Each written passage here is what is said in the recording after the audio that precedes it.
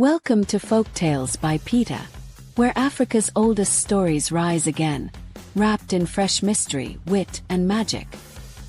Here, the clever walk among the foolish, spirits whisper through forgotten paths, and every tale carries the heartbeat of our ancestors. Every Friday we bring you a new cinematic journey, from tricksters who twist fate with nothing but their cunning, to ghostly encounters that remind us the unseen is never far away. If you love sly mischief, ancient warnings, supernatural justice, and wisdom hidden inside shadows, then you have found your home. Settle in, open your ears. Let the story begin.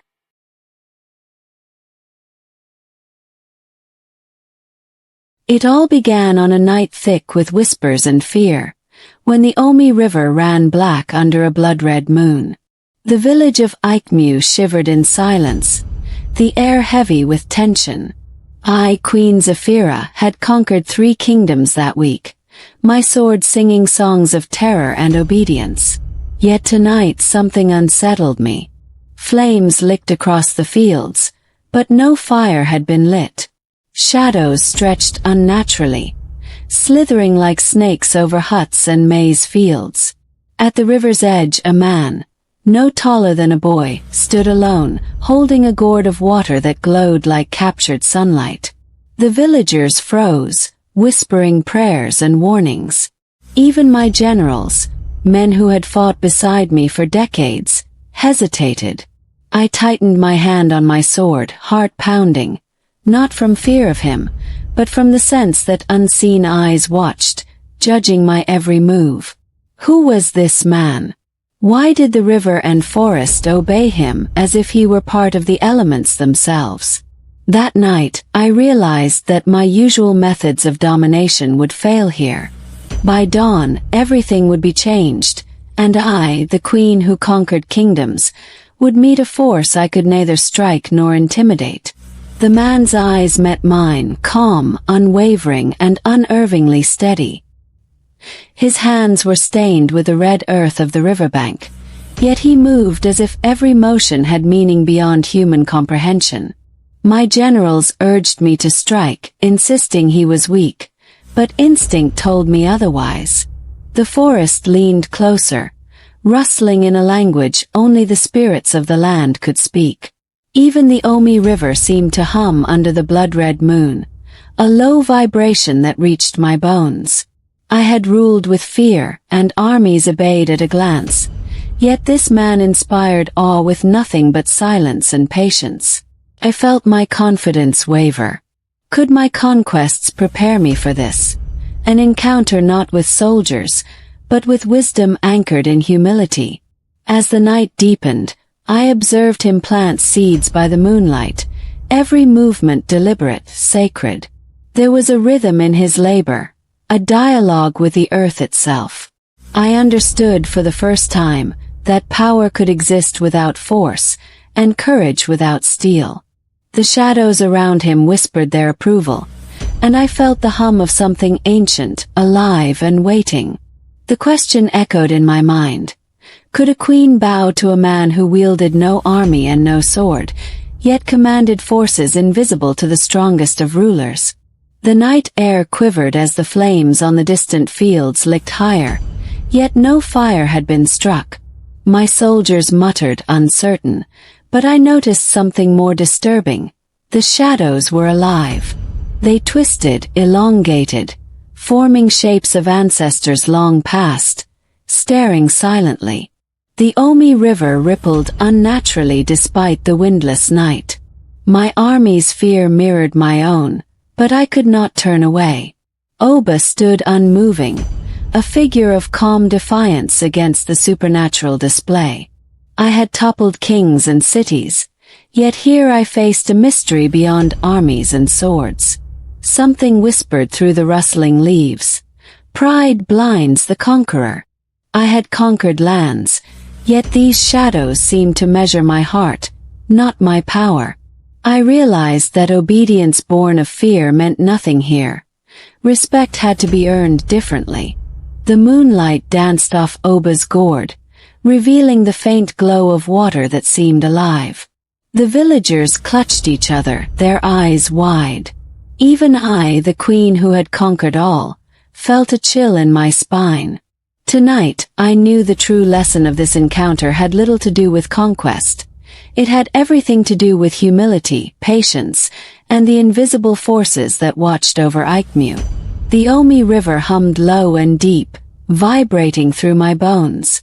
I could feel it through the soles of my boots, through the heavy silk of my robes. Whispers drifted over the water, half-formed words that tickled my ears. Power without wisdom invites ruin. Pride blinds even the strongest. My generals laughed nervously, but they could not hear what I did. The forest leaned closer, ancient trees bending as if trying to teach me secrets older than my kingdoms. Oba's movements were slow, deliberate, his hands brushing soil and river reeds with reverence. I realized that this man, ordinary in appearance, had mastered forces I could not yet comprehend.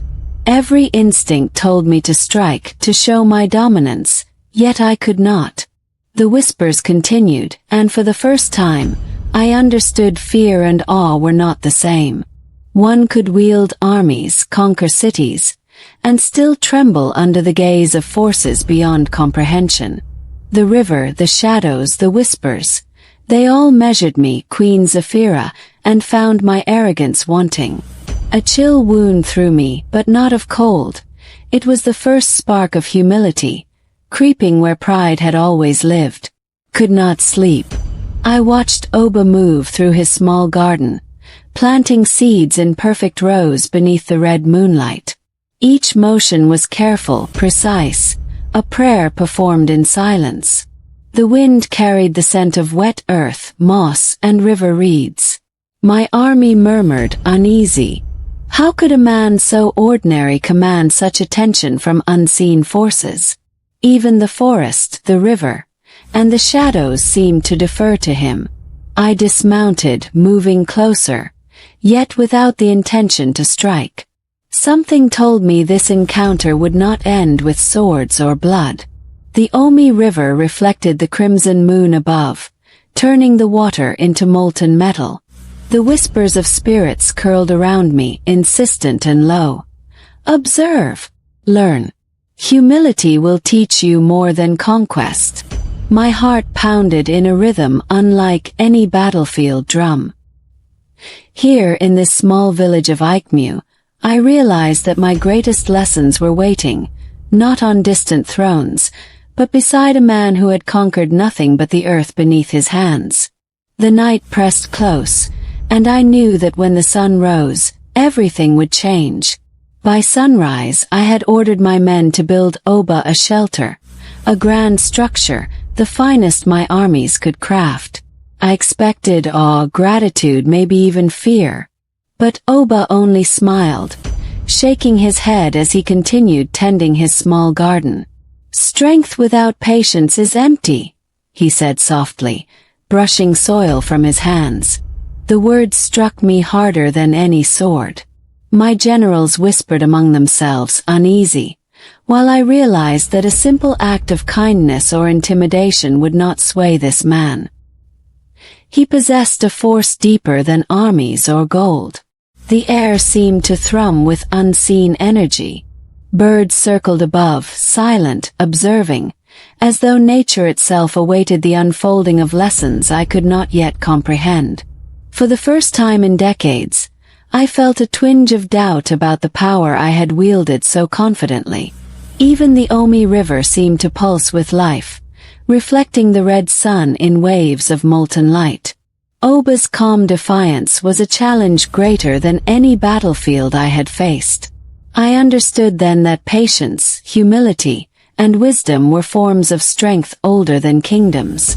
Tonight, I would witness truths that armies could not teach, and I would see my own pride measured against forces I had never before encountered.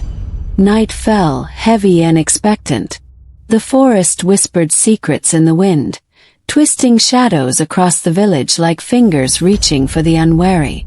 From the Omi River's edge, a pale figure emerged, stretching tall and fluid, neither human nor spirit but something in between. Its eyes glowed faintly like embers, piercing the darkness, pointed at me. "Power without humility invites ruin," it hissed. My sword felt heavy in my hands. Even death itself would hesitate before this force. Oba stood silently beside me, calm as the river itself, unafraid.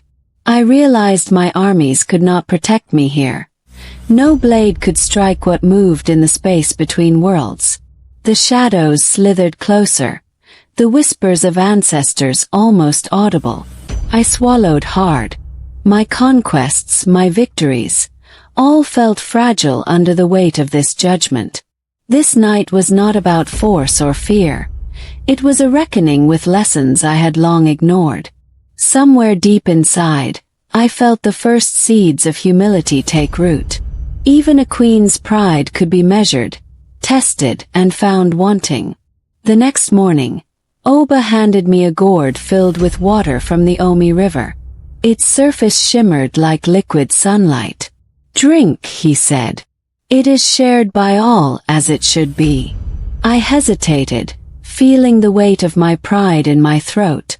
But the river's coolness flowed over my hands and into my heart, and I understood something fundamental. Humility carries power that fear cannot match. I knelt beside him, feeling the pulse of the river, the rhythm of patience, the quiet strength of one who yields to forces greater than himself. The forest seemed to lean closer, the whispers softening. My generals, watching, shifted uncomfortably. They could not hear what the river spoke. I realized that obedience could be demanded by armies, but respect, true, enduring respect, was earned through wisdom, patience, and humility. For the first time, I saw Oba not as a man to conquer, but as a teacher to learn from. My crown felt heavier than ever, yet somehow lighter, weighed with the understanding that power is meaningless without discernment and patience. That night, the Omi River hummed low and deep, its vibrations reaching the soles of my boots. The shadows of trees swayed unnaturally, bending as if to communicate secrets older than my kingdoms. Whispers drifted over the water. "Pride blinds the strongest. Fear is fleeting. Respect is earned." I could feel the pulse of something ancient beneath my feet, a lesson older than any throne I had claimed. Oba's calm movements reflected the rhythm of the river itself, deliberate, patient, unshakable. I understood that this village, this river, and this humble farmer carried forces I had never conquered with armies or steel. For the first time, I feared not my enemies, but the consequences of pride and arrogance. Tonight, I realized that power is not measured by the kingdoms one conquers, but by the wisdom to recognize forces beyond your control. The forest seemed to nod in agreement, its shadows wrapping the village in a gentle embrace. Even the soldiers, watching from a distance, could not deny the weight of this lesson. Sleep eluded me as I observed Oba under the pale glow of the moon. Every motion, planting seeds, brushing soil, tending the gourd, was deliberate, sacred, and in harmony with the world around him. He commanded nothing, yet everything obeyed. The river, the shadows, even the whispers of unseen spirits. I, a queen feared across kingdoms, found myself questioning everything I had believed about strength. My victories, my armies, my fearsome reputation, all felt hollow in comparison to the quiet authority of this humble man. I understood that courage could exist without steel, patience without ceremony, and power without conquest. The moonlight reflected in the Omi River, turning its surface to molten silver, and I realized that the night would not end as I had planned. When the sun rose, I would be forced to confront truths far greater than the kingdoms I had conquered. Humility, patience, and respect for forces beyond my comprehension would shape the path ahead, whether I liked it or not. I attempted to display my power through a grand feast, sending my soldiers to gather food, gold, and delicacies from distant kingdoms. I imagined Oba would bow in awe, as every subject had before me. But he refused. Calmly, he tended to his small fire and offered me nothing but water and roasted yams from his garden. My generals whispered anxiously, "Strike him, my queen. Show him your power." I shook my head. This man, who had conquered nothing but the soil beneath his hands, held something far greater than armies could offer: unwavering composure. The shadows of the forest seemed to lean closer, rustling with approval. Even the Omi River shimmered like liquid judgment. I realized, with a pang I had never known, that force cannot compel reverence. True influence is earned silently, through patience, humility, and understanding. My heart thrummed with uneasy admiration. By refusing to acknowledge my power, Oba taught me more than any battlefield, and I felt the first seeds of true humility take root. Night fell thick and suffocating.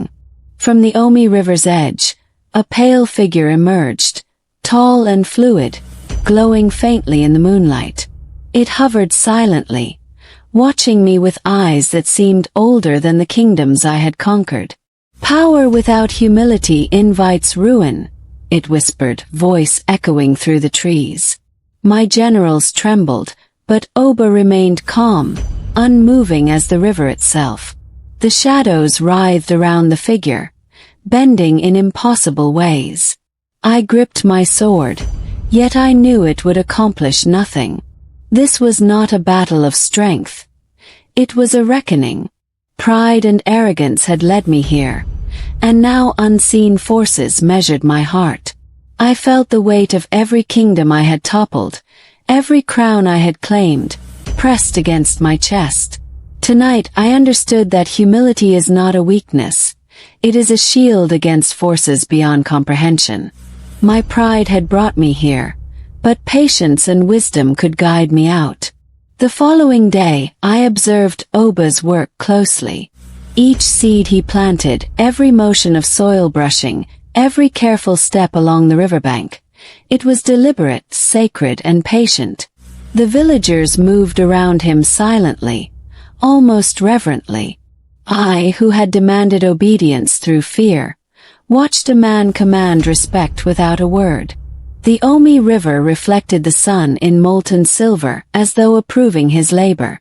I realized that patience is a form of power stronger than armies. Even my generals began to notice, whispering among themselves, their own arrogance humbled. I felt the weight of my past victories, heavy with pride, and compared it to the quiet, persistent strength of Oba. He taught me, without intending to, that mastery over oneself and the world requires patience, not conquest. That afternoon, I knelt beside him and helped, not to display power but to learn. The river hummed softly beneath our hands, as if echoing the lessons of ages. I understood. Kingdoms can fall in an instant, but wisdom endures. At night, I wandered into the sacred forest near Aikmu. The trees bent as though alive, their leaves rustling in a language older than memory.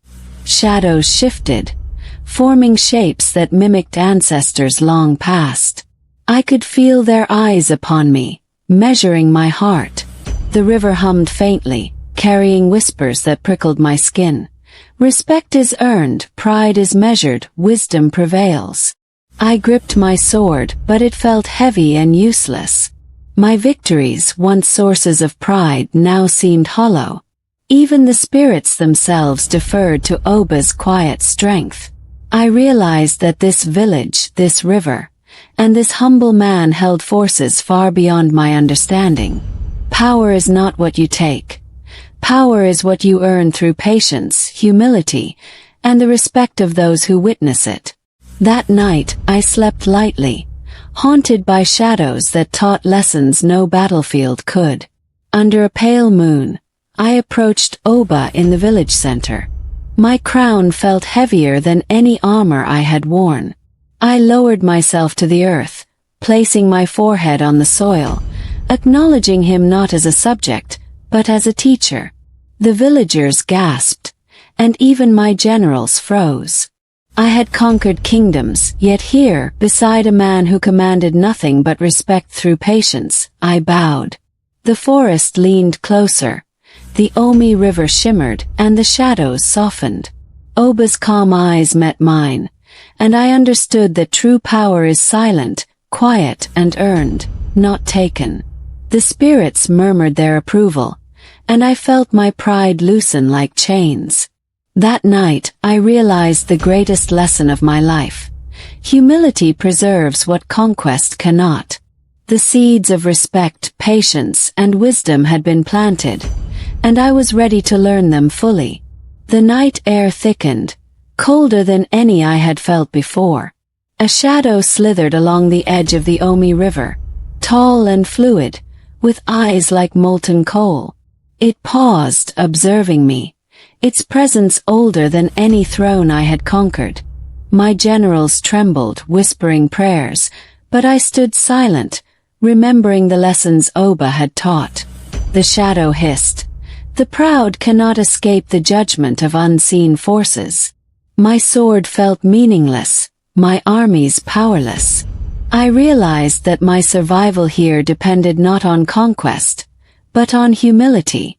Oba's calm gaze met mine, reminding me silently of patience, wisdom, and courage without violence. The shadow circled the village, probing, testing, yet Oba and I remained steadfast. For the first time, I understood that power is not about domination. It is the quiet mastery of one's own fear, the strength to bow before forces greater than yourself. The shadow whispered one last warning before retreating to the depths of the forest. The reckoning is not over, Queen Zephyra. Learn well or fall. By dawn, the Omi River had transformed into a silver mirror, reflecting the first hints of sunlight. Oba led me to its edge, handing me a gourd of water. The river judges all who drink from it, he said calmly. I knelt, sensing the weight of centuries in its flow. My reflection shimmered not as a queen, but as a human, flawed and vulnerable. Slowly, I poured the water over my hands and face, feeling the rhythm of the river's pulse echoing through my chest. The shadows of the forest bent closer, whispering encouragement. I understood that this trial was not about punishment, but about understanding, learning that humility, patience, and respect for the unseen held greater power than armies, swords, or crowns. Oba watched silently, his eyes full of quiet pride, guiding me without words. As the river's coolness seeped into my spirit, I felt my arrogance wash away, replaced by clarity and reverence. Night returned, and with it the tall shadow, now more solid, more imposing. It advanced toward me, its voice a low rumble. You have learned patience. You have bowed. Yet can humility save you from destiny? I knelt, hands clasped, heart steady. Oba stood beside me, unwavering. The shadow extended a hand toward my crown, testing the weight of my ego. I felt the river's pulse beneath me, the whispers of the forest, and the quiet strength of Oba guiding my spirit. Slowly, the shadow's tension softened. You have chosen wisely, it murmured, fading into mist that merged with the river's currents. I rose, humbled, my crown lighter, my heart fuller. The spirits had not conquered me. I had learned from them. The next morning, Aikmu awoke to a strange calm. Villagers gathered at the riverbank, eyes wide as they observed me bowing before a simple man, the farmer Oba. My generals, once fearful, now whispered among themselves, realizing that respect and wisdom outweighed power and fear. I spoke softly, recounting the lessons learned, that humility is stronger than pride, that patience is mightier than the sword, and that true leadership serves rather than conquers.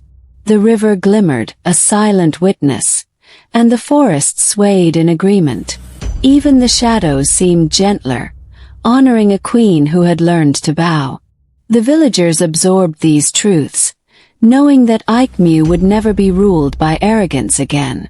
Years later, I sit by the Omi River, retelling this story to those who will listen. I am Queen Zephyra, once feared across kingdoms, yet I learned that the strongest force is not conquest. It is humility. Oba, the farmer, taught me that patience, respect, and wisdom endure far longer than swords or crowns. The river still hums, the forest still whispers, and the shadows still bend, but no longer in fear of me.